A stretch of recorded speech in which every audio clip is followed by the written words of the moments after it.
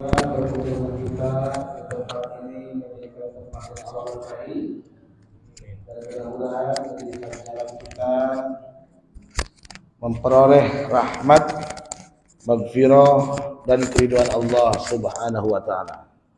Amin ya Allah ya Rabbal ala hidniya bi barakatil ummil Quran. Al-Fatihah. A'udzu billahi minasyaitonir rajim. Bismillahirrahmanirrahim. Alhamdulillahirabbil alamin. Arrahmanir rahim. Maliki yaumiddin. Iyyaka na'budu wa iyyaka nasta'in. Ihdinas siratal mustaqim. Siratal ladzina an'amta 'alaihim ghairil maghdubi 'alaihim waladdallin. Amin ya Allah ya rabbal alamin. Semoga dengan doa kita keberkahan Al-Qur'an Allah kabulkan semua doa-doa kita. Semoga Allah sembuhkan siapa yang sakit di antara kita, dan semoga Allah mudahkan segala urusan kita, dan mudah-mudahan Allah tetapkan kesalehan atas anak-anak kita, dan semoga Allah menangkan upaya Palestina dalam melawan Zionis Israel. Amin ya rabbal alamin. Baik Bapak Ibu, pagi ini kita bicara menjemput keberkahan Quran di dalam rumah.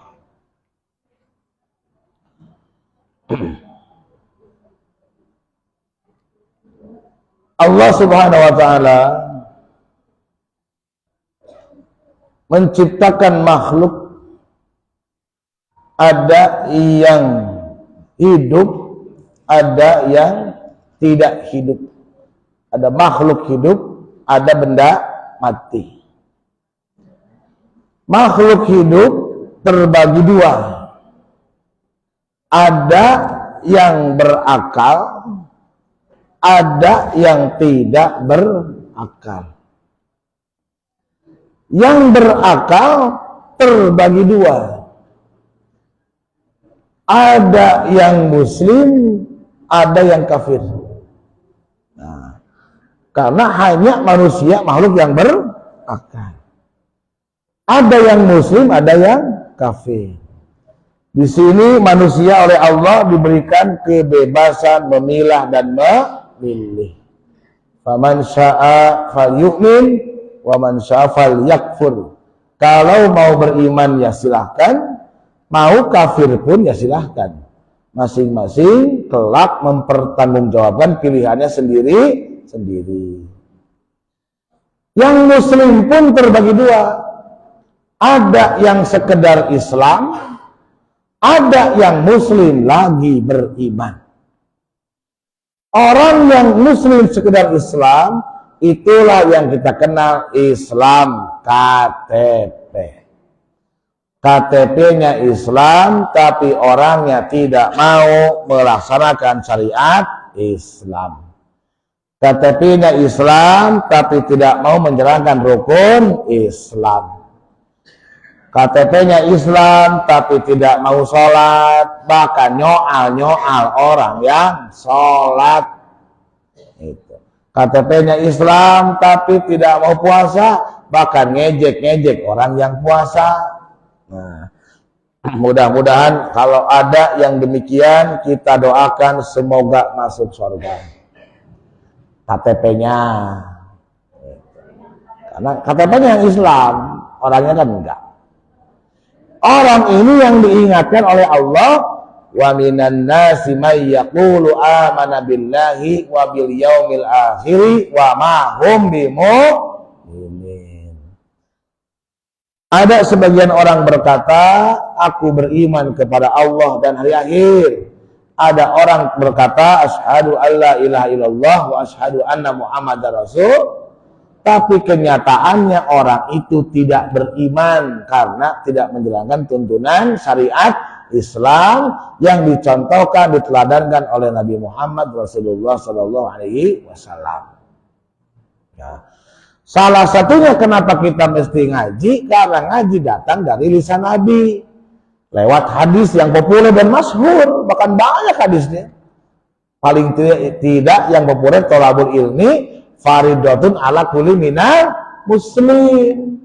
Setiap orang muslim, orang yang berislam wajib untuk mengembangkan ilmu pengetahuan agar bertambah mantap keimanannya dan bisa menjadikan manfaat lebih besar. Orang yang muslim lagi beriman, mudah-mudahan kita termasuk di dalamnya. Ada yang biasa-biasa, ada yang istimewa. Yang biasa-biasa siapa? Kita. Yang istimewa siapa? Nabi-nabi dan para rasul. Kenapa nabi dan rasul istimewa? Karena mereka orang-orang yang dimaksum, dijaga dari maksiat dan dosa. Kalau kita muslim biasa, nggak ada yang dimaksum dari maksiat dan dosa. Bahkan sudah jelas memegang tuntunan Islam pun, sebagian di antara manusia yang beragama Islam pun karena tak dimaksum sehingga tidak lolos dari dosa mesum. Lewat media sosial hari ini banyak pornografi dan porno, aksi yang nonton gambar-gambar itu, video-video itu yang jelas itu Allah larang, wala taqrabuz zina, maka orang itu tanpa sadar telah berbuat dosa mesum. Sementara kanjeng Nabi dimaksum. Hingga akhirnya lahirlah kejahatan, kekejian yang sangat mengerikan. Dan kita bermohon semoga anak cucu kita dihindarkan sampai hari kiamat. Apa itu? LGBT. LGBT, QIA, bahkan sudah berkembang tuh. Itu satu kejahatan yang sangat Allah benci. Dan saya orang yang sering berteriak, saya paling keras menolak tentang LGBT. Kenapa? Karena orang itu kan lupa dia akan mati nggak? Pelaku LGBT orang bangun, orang bukan? Akan mati nggak? Nanti kalau mati, Anda ngundang ustad, menyuruh ustad itu didoain, bingung itu Pak Ustad. Kita kan punya agama, tapi kita punya hati nurani. Mau didoakan gimana, enggak ke gimana, jangan sama orang tuanya. Kan kalau laki-laki gimana Bu kalau meninggal? Doanya apa? Allahumma gfir lahu. Kalau perempuan? Allahumma gfir laha. Kalau banci? Allahumma gfir lahuha huha. Warham huha huha. Kan jadi lucu. Makanya itu ya, semoga Allah kuatkan tekad-tekad mereka dan Allah kuatkan desa mereka dan semoga Allah anugerah hidayah ya. Amin ya rabbal alamin. Nah, orang yang lo istimewa ini ada para nabi dan para rasul. Para nabi dan para rasul jumlahnya banyak. Menurut hadis Nabi, nabi-nabi itu ada berapa? 124.000. Rasul-rasul Allah 313 orang. Yang luar biasa di antara yang istimewa ada 25 nabi dan rasul yang tertulis di dalam Al-Qur'an.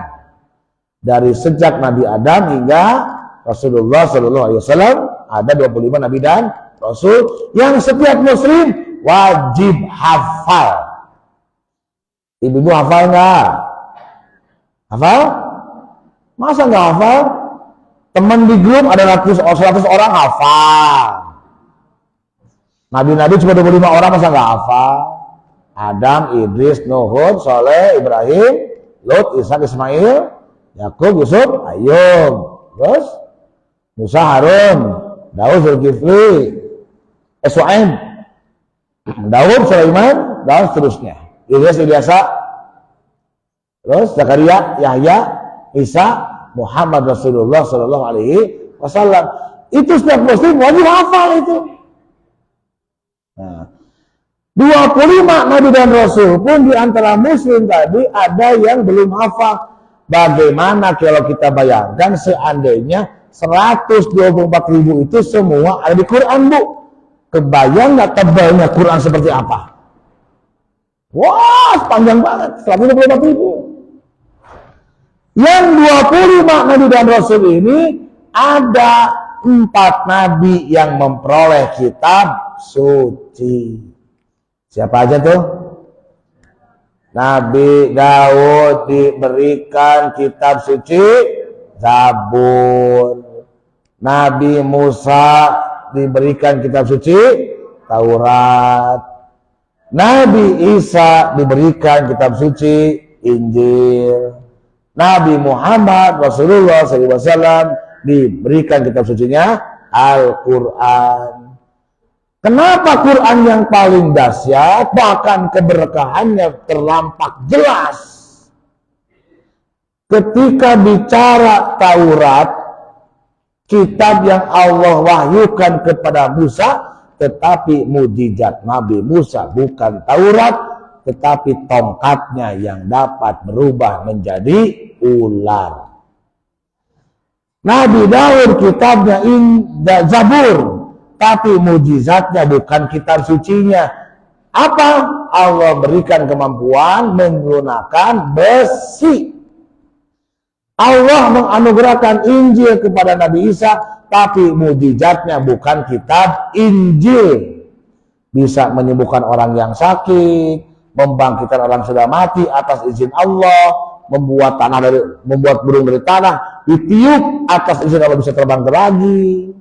Nah, kebayang kalau mukjizat bisa membangkitkan orang yang hidup semau Nabi Isa, sehingga bapak-bapak ibu-ibu yang ingin ketemu orang tuanya pasti antri semua ingin dibangunkan lagi. Betul nggak? Kebayang nggak itu kalau mukjizat Kanjeng Rasul bisa membangkitkan orang yang mati, semua umatnya pasti minta bapak ibunya dibangkitkan lagi. Nanti bapak ibunya mohon kepada Nabi lagi agar kakek dan neneknya dibangkitkan, atau mau ini beang jauhnya begitu. Ayo hidupkan. Betul tidak?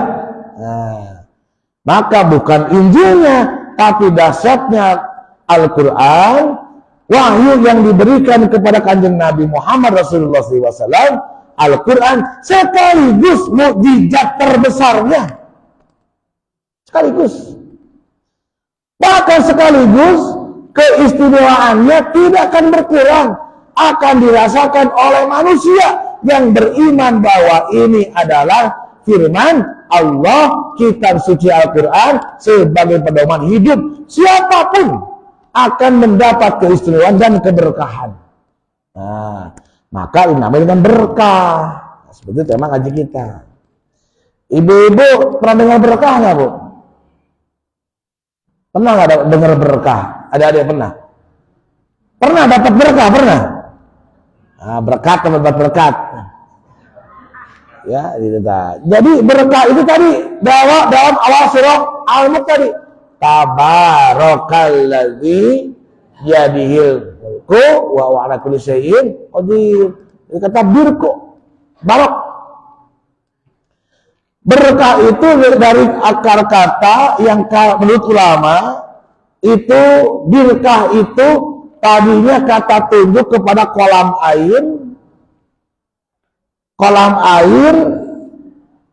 yang jika diambil airnya oleh siapapun akan bertambah kembali sejumlah dan sebanyak air yang diambil. Itu namanya berkah. Nah, berkah berarti, maka menurut pandangan syariat fikih, ziyadatul khair, bertambah-tambah kebaikan. Nah, simbol berkah itu ternyata adanya agar kita melihat kebenarannya, terlihat, tampak jelas, dan semua mata di seluruh dunia menyaksikan. Di mana? Tempat turunnya Al-Quran lewat sumur Zam-Zam. Hari ini, Pak, musim kemarau. Belum musim kemarau panjang sebetulnya. Kenapa? Daun-daun masih tumbuh dan hijau. Musim kemarau yang panjang itu dapat dipandang kemarau kalau pohon pun sudah tidak bisa hidup, binatang kecil sudah mati saking panasnya. Kalau sekarang belum, pohon masih hijau, air juga masih ada. Gitu. Nah, kemarau itu dulu pernah terjadi pada masa Nabi Yusuf sampai 700 tahun berturut-turut tidak ada hujan. Bahkan pada masa Nabi pun pernah kemarau sampai 7 tahun. Jadi di area Timur Tengah sering dalam sejarah tercatat kemarau panjang sampai 7 tahun. Tapi di negara Indonesia belum pernah kemarau panjang, setahun pun penuh belum pernah. Paling ada selangnya hujan walaupun cuma kadarnya kecil. Nah, alhamdulillah. Tetapi baru kemarau 3 bulan, 4 bulan, 5 bulan tuh di tempat tinggal saya, Pak, di komplek Pasir Kalbung Cileni, itu sudah banyak rumah yang sumurnya kosong. Itu. Bahkan ada orang memanggil tukang sumur bor untuk mengambil air, ternyata hasilnya 0. Gitu. Alhamdulillah tempat saya, rumah saya, alhamdulillah masih ada. Nah, sampai anak saya khawatir, Bapak, tetangga kita minta air ke rumah kita tiap hari. Apakah air kita gak akan habis? Jangan takut habis. Itu. Di sela-sela sumur banyak yang kering, di antar tetangga mulai terjadi bahkan terjadi percikan-percikan konflik karena sebagian ayah pelit. Sebagian ada yang membuang muka, sebagian ada yang memang tidak memberikan jalan, ada yang menguangkan. Akhirnya sebagian tetangga datang ke rumah saya. Pak, punten, barangkali boleh minta air. Saya bukan tidak mau bikin sumur bor, gak punya uang. Ibu kalau butuh air ambil saja bebas. Pagar saya gak pernah dikunci. Kalau malam juga silahkan. Selangnya sudah standby. Anak saya yang masih kecil, Bapak apa gak jangan takut habis. Demi Allah, air rumah ini bukan punya Bapak. Saya tak pernah menciptakan air, tak bisa mengundang air. Tapi kalau air ini bermanfaat orang lain atas izin kita, karena rumah kita, yakinlah rumah kita tidak akan pernah kering. Kenapa? Karena Allah yang Maha Kuasa lah yang mengendalikan air. Alhamdulillah sudah selama 12 tahun di sana saya, nggak pernah sedikit kekurangan. Terlebih air Zam-Zam. Tidak ada orang, kalau boleh saya berkata, di muka bumi ini yang tidak pernah mencicipi air Zam-Zam. Kalau patokannya orang dewasa. Betul nggak, Bu?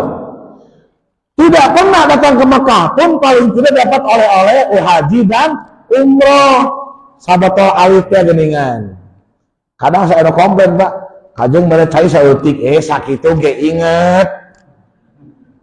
Itu. Ya, sahabat tua kecil itu dengan air Zam-Zam. Sakit ge emot. Nah, Al-Quran ini mendapat keberkahan, apa buktinya?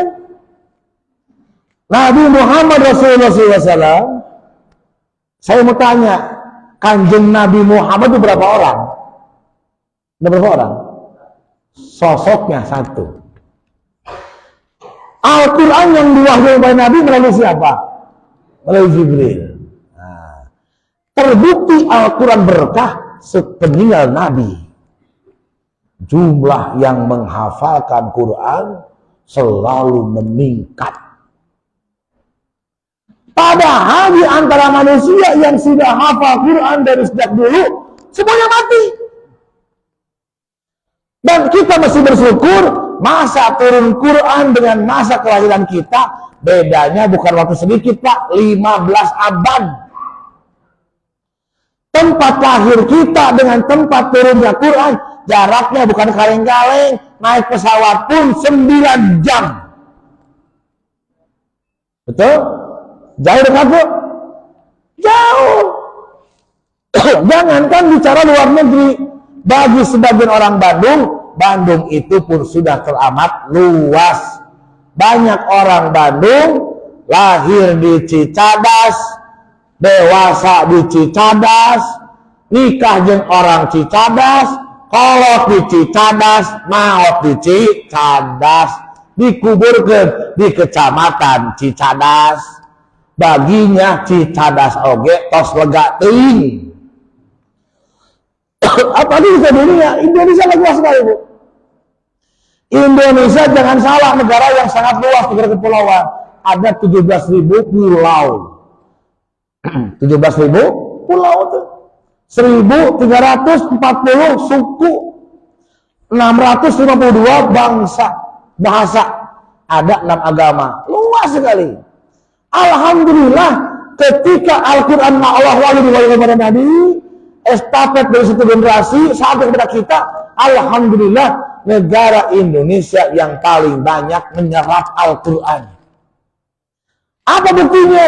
Masjid-masjid yang ada di satu negara terbanyak terbukti di Indonesia.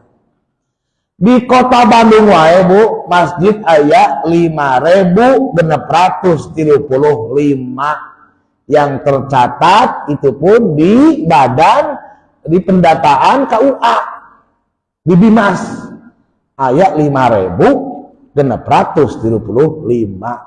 Kami ibu tiasa nyebatkeun 1.000 masjid deh. Terus hebat. Tapi jelajah kita paling cuma 2 masjid, 3 masjid, 4 masjid. Padahal ada 5.635. Kenapa? Saking makmur dengan Islam, jangankan Indonesia, di kota Bandung, alhamdulillah. Terlebih teman-teman ekspor nih pasti kan menyaksikan kan, masih banyak Bang. Wow, banyak sekali.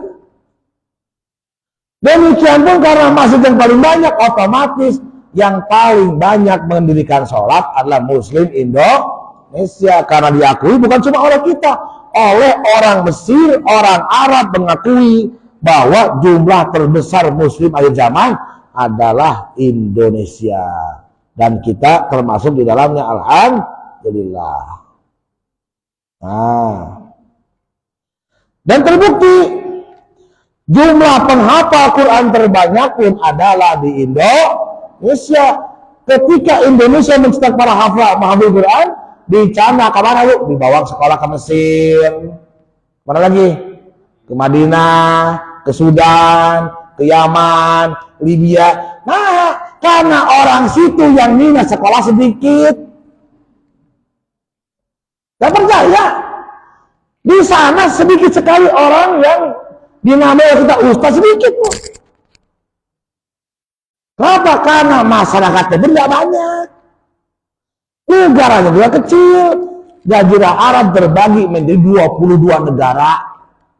Dihimpun dengan Liga Arab. Padahal satu dataran. Gak bisa hidup bersama. Nah, seperti kita lihat hari ini kan, Palestina dengan Israel, Zionis tuh sedang ada konflik ya. Semoga Allah menangkan tuh Hamas ya. Dan semoga Allah kuatkan Islam. Dan di situ kenapa? Yakin. Kan di Palestina banyak orang yang hafal Al-Quran. Keberkahan Quran itu pasti nyata. Di tempat manapun dia akan membawa kepada keselamatan. Bukti. Bahkan tak selamat menjadi tinggi bahkan. Malaikat Jibril ditugaskan menurunkan Al-Quran hingga akhirnya Jibril naik pangkat. Dari Jibril menjadi Ruhul Kudus. Pangkat naik itu.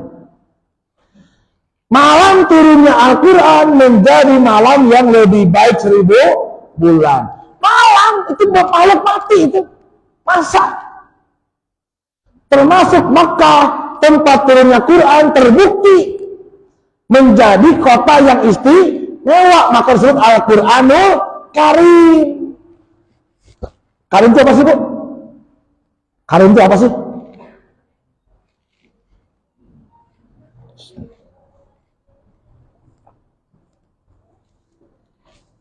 Karim itu mulia dan istimewa. Apa istimewanya kota Mekah yang di situ turun Quran? Orang rela daftar walaupun mesti menunggu 30 tahun.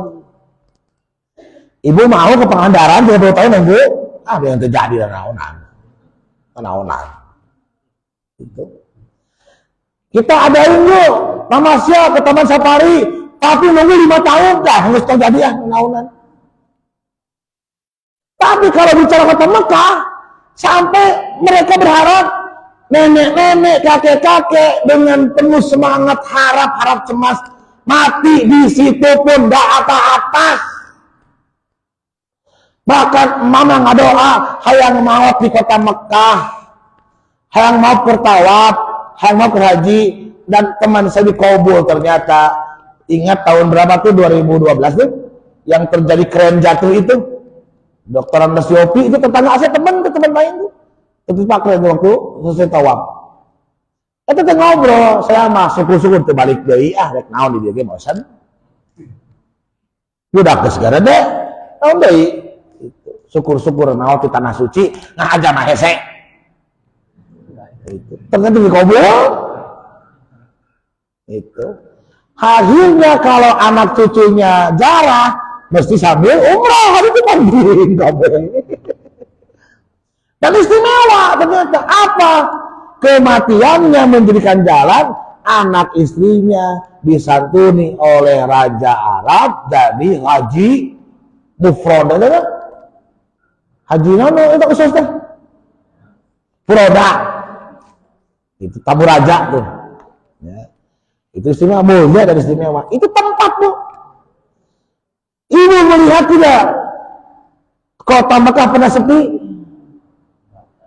Yang pernah umroh atau haji siang malam hilir mudik orang nggak pernah berhenti. Terus tak masjid turun nggak ada berhentinya. Dan kita pun merasakan langsung di sana istirahat sebentar pun cukup aneh karena tempat turunnya Al-Quran. Nah jika kita sudah melihat fakta kebenaran Al-Quran begitu istimewa, maka oleh para sahabat dibuatlah mushaf, dikumpulkan ayat-ayat, dinamailah Al-Quranul Karim. Gitu. Ibu-ibu, adik-adik, siapa yang tahu arti Al-Quran itu apa?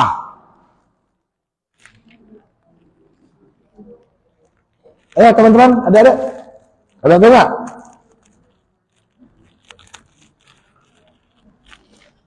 Ibu tahu Al-Quran itu apa? Kalau petunjuk itu fungsi Al-Quran. Kalau Al-Quran itu apa berarti saya minta definisi dari Quran itu dari mana. Nah, menurut para ahli, Al-Quran itu dari kata qoro'a. Qoro'a lahirlah fi'il amr iqra. Bacalah. Kalau qoro'a berarti bacaan. Al-Quran berarti bacaan yang sempurna lagi mendalam. Naon cenah Bu? Bacaan yang sempurna lagi mendalam. Dari mana sempurnanya? Alif dan nun. Al-Quran qoro'a ditambah alif dan nun, ditambah alif lam depan lagi. Setiap kata yang mendapat akhiran alif dan nun dalam bahasa Arab itu maknanya sempurna. Seperti contoh Ramadan, alif nun tuh, Ramadan alif nun, panas pembakar yang sempurna. Furqan, pembeda yang sempurna. Ada pihak yang ingin kita tidak menjadi makhluk yang sempurna. Laqad khalaqnal insana fi ahsani taqwim, dan agar kita tidak mendalam ilmunya sehingga tak mengerti arti kehidupan, maka makhluk itu dinamai syaiton. Lagi-lagi syaiton, setan teh aya alif nun. Ibu-ibu yang tahu arti setan itu apa? 500.000. 3, 2, 1. Jangan basok lumayan. Cuma tinggal setan apa gitu aja. Setan itu dari kata satona, artinya jauh. Berarti setan itu jauh yang sempurna. godaan setan akan menjauhkan manusia dengan jauh yang sempurna dengan Al-Quran. Maka kalau membacanya, diajarkan kita, disunahkan kita untuk berlindung dari godaan setan. A'udzu billahi minasyaitonir rajim. Aku berlindung padamu dari godaan setan yang terkutuk. Jadi setan itu ingin dari kelompok jin dan manusia agar kita jauh yang sempurna dengan Al-Quran. Agar apa? Supaya hidup kita gelap, tersesat, sehingga jiwa manusia diliputi oleh api. Api itu bahan yang diciptakannya setan dari jin. Maka hari ini orang ada istilah sumbu pendek, cepat dan mudah marah, mudah emosi. Bahkan pembunuhan merajalela sering terjadi karena emosi yang tak terkendali. Kenapa? Itu tanda-tanda jiwa orang itu jauh dari Al-Quran.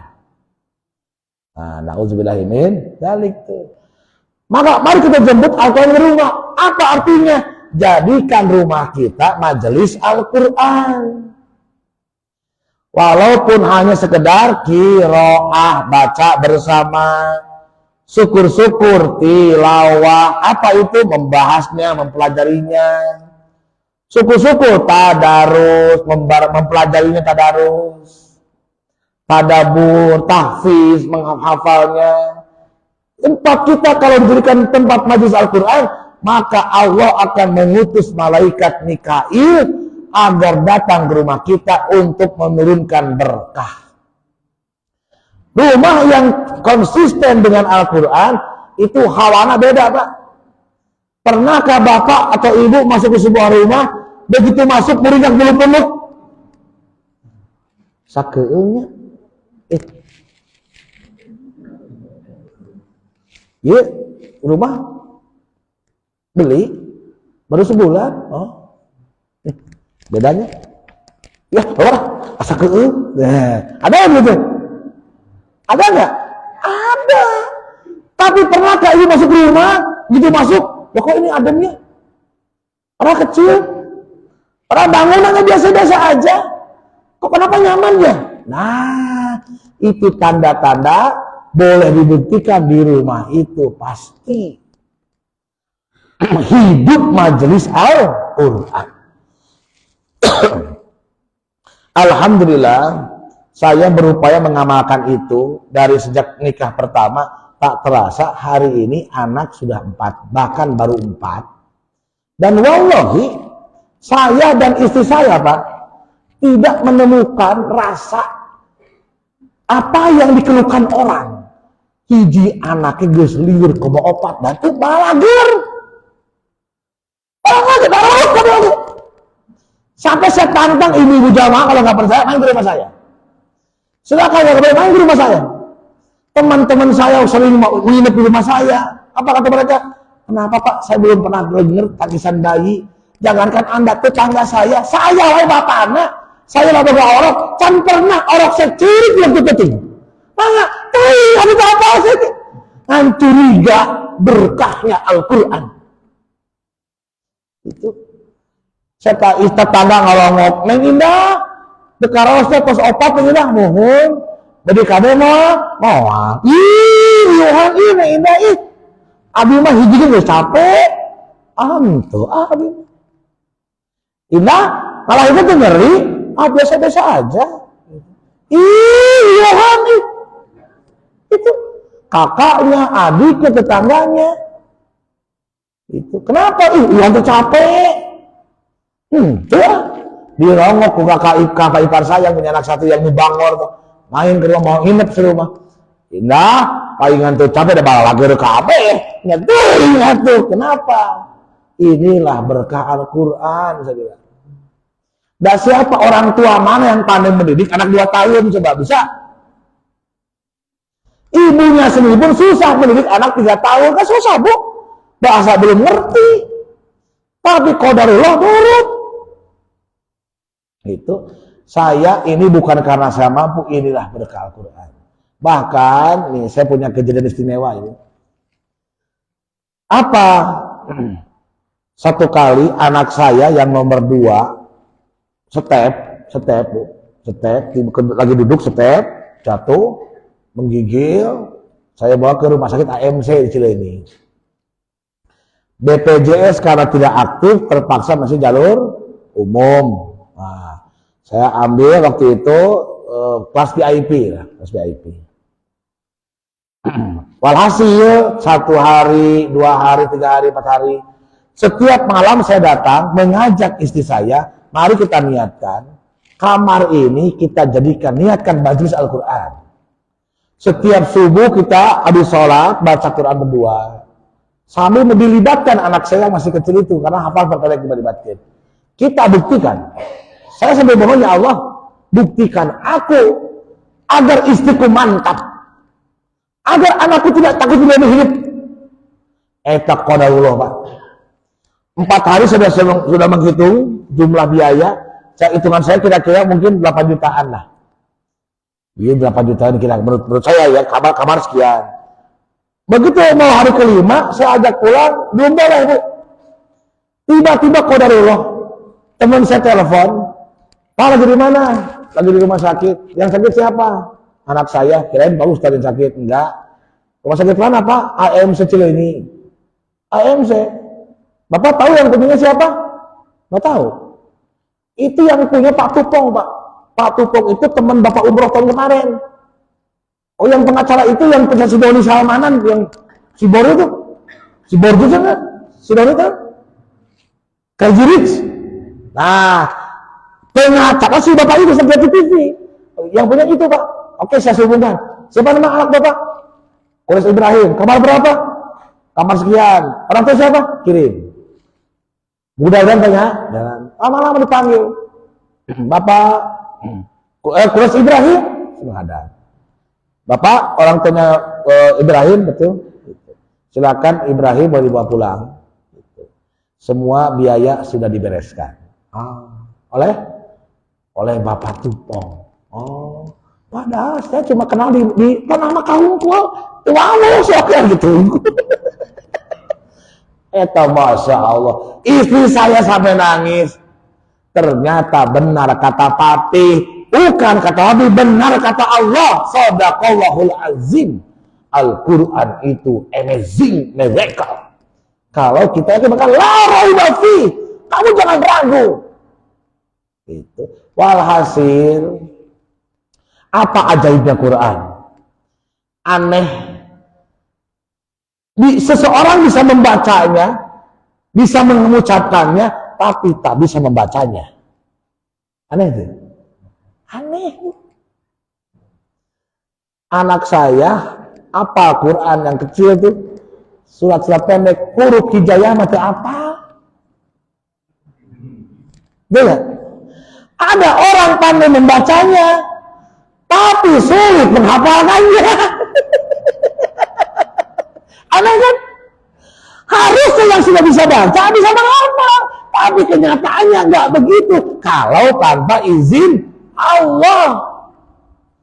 Maka Allah yang Maha Pemurah, Allah atas izin Allah, alhamdulillah atas izinnya sehingga berjalan adalah kelompok yang pagi ini bertemu sama kita, Explore Humanity, menjadi jalan. Mari kita libatkan kita dengan Al-Quran, jangan sampai nggak melibatkan diri. Kenapa? Rugi kita semua akan dan pasti mati. Faqra'ul Quran fa innahu ya'ti yaumil qiyamati syafi'an li ashabi. Bacalah Al-Quran karena dia dari kiamat akan datang menjadi syafaat. Ibu-ibu, ada yang tahu arti syafaat itu apa? Bukan pertolongan, itu nasoro. Nah, membantu atau menggenapkan. Maka ada Imam As-Syafi'i. Contoh gimana maksudnya? Ada yang mizan, mizan, pernah dengar? Mizan itu anak timbangan. Ya, mizan itu apa Bu? Ibu tahu anak timbangan? Kan 1 kilo 2 kilo mendingan. Nah ini kan gini. Kalau gini gimana? Kejling. Nah kita. Jadi anak timbangan dulu. Anak timbangan ini berapa kilo nggak tahu. Misalkan sholat, misalkan ya, kita kan nggak tahu baik nih. Sholat itu baru diterima kalau di mizan anak timbangannya 10 kilo. Ini timbangan nih, masuk gejling. Ini kan? Ini bisa sama tuh. Sama sholat di situ. Sehingga ibu meser buah 2 kilo. Tok. Naik kan? Nah, di sini baru seimbang. Begitu amal sholat kita dimasukin ke mizan itu. Nah, masuk ke sini, mulai naik. Kurang dikit nih. Masih berat ini daripada amalnya. Maka syafaat dibutuhkan untuk menggenapkan agar jeli. Begitu. Kalau poin sholat baru diterima, misalkan harus nilainya 8. Sholat kita cuma 5. Kurang atau lebih? Harus digenapkan. Itulah fungsi syafaat. Islam sangat murah. Kalau kita bisa beramal, alhamdulillah, syukur-syukur ya kita beramal dan dorong orang agar beramal. Mandala alal khairin, barang siapa yang menunjukkan melibatkan kepada kebaikan, maka falahu mislu ajri fa'ilihi, baginya pahala sejumlah sebanyak yang mengerjakannya. Dan alhamdulillah ibu bapak, betul ya, kata guru-guru, ternyata benar kata Rasulullah, ternyata benar kata Allah. Siapa yang mau melibatkan dengan Al-Quran, dijamin keberkahan akan datang. Gak usah jauh-jauh, bahkan datang ke rumahnya. Tampak dari mana? Lewat anak-anak dan penghuni rumah itu. Bahkan doa, ingat ibu waktu di pelaminan, barakallahu laka wa baraka alaika wa jama bainakuma fi khair. Bertambah-tambah. Patokannya apa kalau rumah tangga? Sakinah, mawadah, warahmah. Kalau Quran dihidupkan 10 tahun bersama suami, 20 tahun semakin bertambah sakinah, bertambah mawadah, bertambah warahmah. Kalau ada yang berkurang kok asa berkurang si ayah teh. Udah kayak dulu bisa ngobrol 1 malam, 2 jam, 3 jam, asik bercanda. Sekarang ngomong duit tungkul, terame. Pasti tidak jalan Al-Qur'annya. Coba tanya diri kita masing-masing. Seminggu sekali tidak kita bicara Quran, seayat saja. Bahkan sebagian Pak, nu ayat kalah jadi pasea. Kan jadi lucu. Maka saya ingatkan, setan itu apa Bu? Jauh yang sempurna. Jadi ibu jangan tenang, ibu mesti gelisah. Kalau anak ibu disuruh ngaji gak mau, jangan tertipu oleh lisan anak. Masa kita ketipu sama anak? Capek, tugas, jangan. Itu setan menggoda. Anak kecil itu gak ada capeknya Bu. Betul gak? Habis main lagi. Pulang sekolah, main lagi. Gak ada capeknya. Tiba-tiba capek, sebetulnya setan menggoda. Coba anak sekarang Bu. Dulu zaman kita Pak, 1, 2, 3 SD, masuknya berapa Bu? Kalau jam pagi berapa? Sekolah. Dulu zaman kita. Jam 7 pulang setengah 10. 2 jam setengah coba. 4, 5, 6 baru pulang zuhur. Istirahat setengah jam.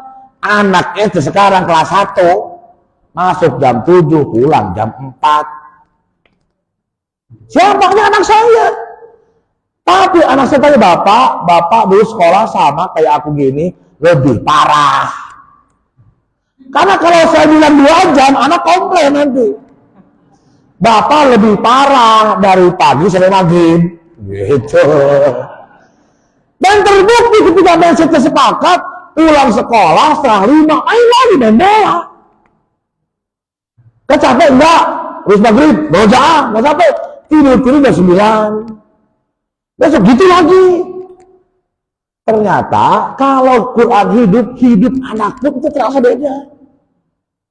Walhasil, mari saya mengajak yang sudah akrab dengan Al-Quran, alhamdulillah tingkatkan lagi. Yang belum dekat dengan Al-Quran, tunggu apa lagi? Karena semua kita bisa mengetahui berapa sisa saldo kita di rekening kita, tetapi kita semua tidak bisa mengetahui berapa sisa umur kita yang masih tersisa. Maka mari libatkan dengan Al-Quran.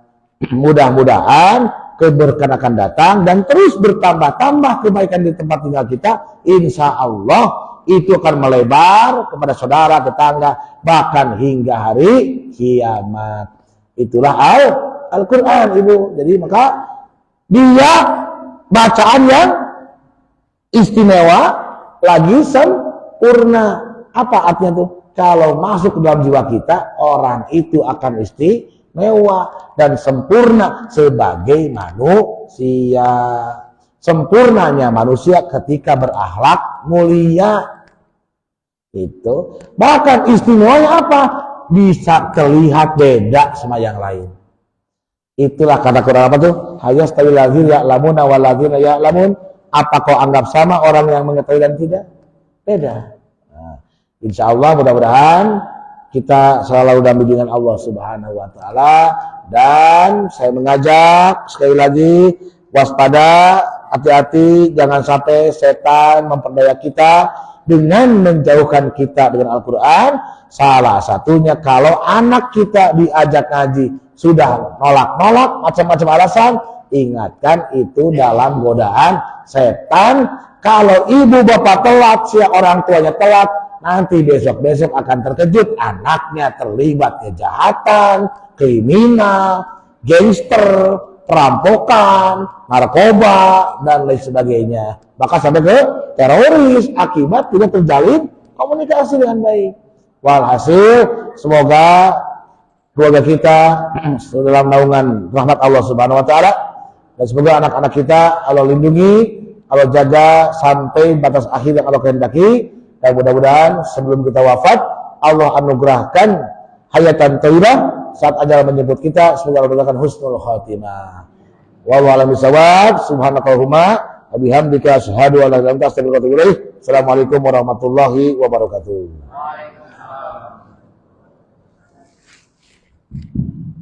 Waalaikumsalam warahmatullahi wabarakatuh. Kepada Ustaz ini telah menyampaikan materinya. Betapa luar biasa tadi Ustaz telah menyampaikan materinya bahwa ada kabar gembira itu mengembirakan kepada kita bahwa ternyata walaupun di usia kita mungkin sekarang di usia senja secara perhitungan, tapi ada jalan-jalan yang luar biasa bisa kita lakukan. Mungkin di umur sekarang kita sulit menghafal Al-Quran, kita bisa memuliakan santri-santri penghafal Quran yang mungkin bisa akan mendorong kita. Bayangin, Ustaz, saya juga pernah distribusi ke Kalimantan, ke Palu, ke Bumi, bahkan Cianjur, dan alhamdulillah paling jauh ke Turki di gempa kemarin. Itu bayangin, ada anak yang kita distribusikan itu bilang gitu, kenapa sih pengen menghafal Al-Quran? Satu, cita-cita pertama itu pengen menolong orang tua. Kedua itu ingin menyelamatkan orang-orang yang telah ikut membantu jasa. Allah luar biasa. Jadi memang keberkahan Al-Quran itu luar biasa ya kita. Apalagi pas saya ke Kalimantan. Jadi ada satu keluarga, keluarga ini menghafal Al-Quran, kita bantu. Terus ini dampak dari banjir. Di Kalimantan Selatan, di Tanah Laut itu ada di nama daerahnya Tanah Laut, Kalimantan Selatan. Saya di sana banjir. Memang losap tempatnya. Kita distribusi. Ketika itu kita datang, kita bilang kayak gini, Bapak Ibu sekalian, kita mau distribusi kira-kira bantuannya apa yang biar bisa menyesuaikan kondisi terkini di warga. Untuk sembako dan lain tidak ada Pak. Paling kalau mau kita distribusi uang tunai aja. Kalau uang tunai gimana ya? Biar keluarga-keluarga bisa berikhlas dan lain-lain. Ya, kita juga bingung Ustaz, kalau uang tunai kan Ustaz, lebih bagusnya carakan barang misalnya banyak. Kira-kira kebutuhan uang tunainya berapa ya? Masya Allah itu Ustaz. Cuma bilang kalau bisa mah 50.000 aja. 50.000 itu digunakan buat kapan? Insya Allah bisa digunakan buat seminggu 2 minggu Ustaz. Dan buat satu keluarga Ustaz. Satu keluarga rata-rata ada 5 orang. Itu luar biasanya. hanya dengan nilai saja. Tiba-tiba dengan itu 50.000, 1.000 untuk satu keluarga 2 orang. Saya aja dikasih 50.000, sering merasa kurang. Karena keberkahan Al-Quran itu yang hadir bisa membuat mereka rasa syukurnya betul-betul berlimpah. Amin, amin. Jadi sedikit Bapak Ibu sekalian bisa lihat video di depan terlihat.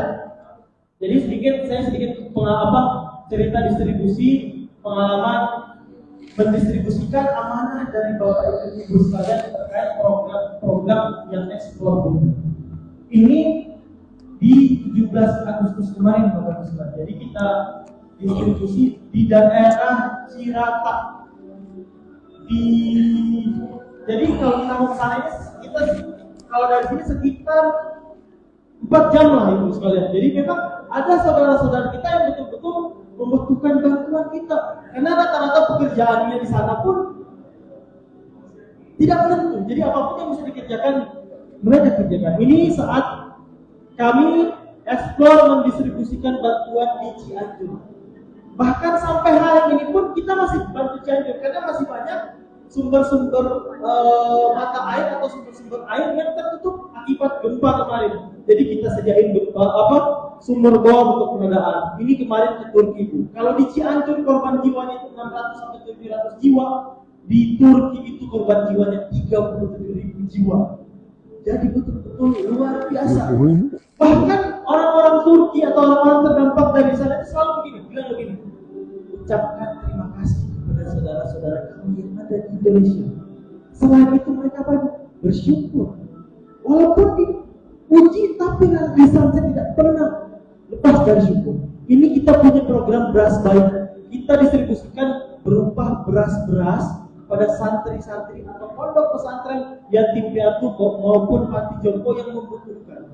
Jadi kita support, bayangin ketika kita bisa support kebutuhan pangannya dan menjadi energi bagi mereka dalam menghafal Al-Quran. Bayangin, tidak terbayang Bapak Ibu sekalian, pahalanya mereka beribadah 5 waktu menghafal Al-Quran, belum ibadah-ibadah sunnah yang lainnya. Mereka bisa mendapatkan tenaga atau energi dalam menghafal Al-Quran dari beras-beras Bapak Ibu sekalian yang kita bantu. Luar biasa. Mungkin Bapak Ibu sekalian sedang tidur, tapi ternyata aliran-aliran atau tabungan-tabungan kebaikan itu terus mengalir kepada kita yang terus beristirahat, mungkin sedang tidak melakukan kegiatan apapun. Ini kita punya program beras baik, tidak cuma program beras baik. Insya Allah kita bantu menghafal Al-Quran yang betul-betul membutuhkan. Ini di pondok pesantren, ini daerah Pacet. Jadi betul-betul secara background mereka sulit, tapi secara semangat, secara akhlak mereka wajib kita bantu. Karena kalau saya ketemu mereka luar biasa akhlaknya, betapa keberkahan itu rasa belum berinteraksi lebih, tapi merasakan kehadiran mereka itu luar biasa. Ini salah satu penerima manfaat yang kita bantu. Dan setelah ini juga ada mungkin kalau Bapak Ibu sekalian pernah kenal ada Ustadz Isa. Kondisi beliau itu secara kesehatan beliau difabel, tapi beliau seorang hafiz Al-Quran. Ini santri-santri penerima manfaat yang kita bantu setiap bulan. Kita rutin setiap bulan membantu santri-santri menghafal Al-Quran. Ini di salah satu santri yang tadi kita, bukan salah satu, 2 santri yang kita datangi tadi adalah santri-santri yang kita rutin bantu setiap bulan. Yang kita berharap dari mereka, dari para kekasih Allah yang ada di dunia ini, memunculkan keberkahan bagi kita semua. Bayangin Bapak Ibu sekalian, kalau yang namanya kekasih, gimana sih kekasih? Apa yang dia minta, apa yang dia inginkan kita kasih. Tapi ini mereka menghafal Al-Quran adalah kekasih Allah yang ada di muka bumi ini. Masa tega mereka dengan kondisi ekonomi, dengan yang punya semangat Al-Quran kita biarkan. Ini juga kita punya program beasiswa. Kita bantu pendidikan penghafal Al-Quran anak-anak yang secara background ekonomi atau semangat, dia punya semangat tinggi untuk menghafal Al-Quran. Secara akhlak juga dia memiliki akhlak yang baik. Terus secara latar belakang ekonomi keluarganya tidak membantu. Insya Allah setiap amanah yang Bapak Ibu sekalian berikan. Ini yang saya ceritain Ustaz Isa. Jadi beliau ini secara kesehatan atau kakinya tidak bisa berjalan, tapi beliau bisa selesai menghafal Al-Quran dan menjaga Al-Quran dan punya santri-santri menghafal Al-Quran. Berapa ucapan terima kasih beliau atau doa-doa tulus yang keluar dari Ustadz atau asatid yang mereka urus itu betapa luar biasa Bapak Ibu sekalian. Selain pendidikan juga kita juga punya program kesehatan membantu. Kalau Bapak Ibu sekalian mungkin tahu di rumah sakit RSAF Hasan Sadikin itu banyak pasien-pasien yang kalau bisa dibilang tinggal di selasar masjid. Mungkin sebelum saya ke sana, kita juga punya program sumur untuk negeri. Tadi Ustadz itu sempat bilang tentang sumur. Ini Bapak Ibu sekalian, saya punya pengalaman kami di ekspor. Ada keluarga-keluarga yang sudah yakin, punten untuk pesantren sana yang belum punya sumur, kasih buat keluarga saya. Kenapa? Karena mereka yakin Bapak Ibu sekalian, setiap tetes air yang keluar akan terus menjadikan kebaikan. Mereka bolong Ibu sekalian. Ini santri-santri yang setiap hari menghafal Al-Quran, beribadah 5 waktu, belum ibadah lain. Kalau air ini digunakan untuk santri itu dalam beribadah, belum lagi warga-warga yang datang. Itu tidak terbayang.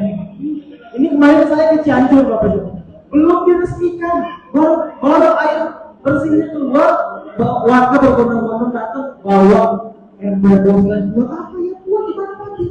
Saya nggak kebayang ini sekarang. Ini dalam apa? Yang sedekah juga orang-orang punya Allah. Saya yakin itu. Orang-orang yang betul-betul percaya bahwa setiap sedekah yang mereka keluarkan pasti Allah akan ganti. Yakin, rumus kita di Muslim itu luar biasa. Semakin dikeluarkan untuk bersedekah, maka semakin banyak kita menerima. Itu yakin. Tapi kalau versi Barat beda lagi. Semakin banyak keluar, maka kita akan berkurang. Di Islam, Allah tidak mengajarkan kita seperti itu. Semakin banyak mengeluarkan, maka semakin banyak kita menerima. Yakin, Bapak Ibu sekalian. Mungkin coba tanya Bapak Ibu sekalian yang sering bersedekah, pasti Allah akan. Tidak mungkin. Dan itu adalah sebaik-baik tabungan yang kita punya. Jika harta itu kita keluarkan, mungkin yang kita makan akan jadi kotoran. Tapi harta yang kita belanjakan dalam beli pakaian mungkin akan usang, tapi harta yang kita belanjakan di jalan Allah, insya Allah akan menjadi tabungan terbaik kita dan pasti akan Allah ganti sebaik-baik ganti. Ini Ibu sekalian. Jadi kita punya program kesehatan membantu saudara-saudara kita yang datang dari daerah. Kami benar boleh dibawa sebentar. Jadi kita bantu ada saudara-saudara kita yang berasal dari daerah. Ini bisa dilihat Bapak Ibu, ini ada anak itu pun kan ini saya tidak tayangin karena cuma eksklusif di sini saja. Jadi ini salah satu anak penerima manfaat kena hidayah halus. Jadi berasal dari daerah, harus datang dirujuk ke Bandung ke Rumah Sakit Hasan Sadikin, dan secara background keluarga beliau ini keluarganya tidak bahkan ada yang suaminya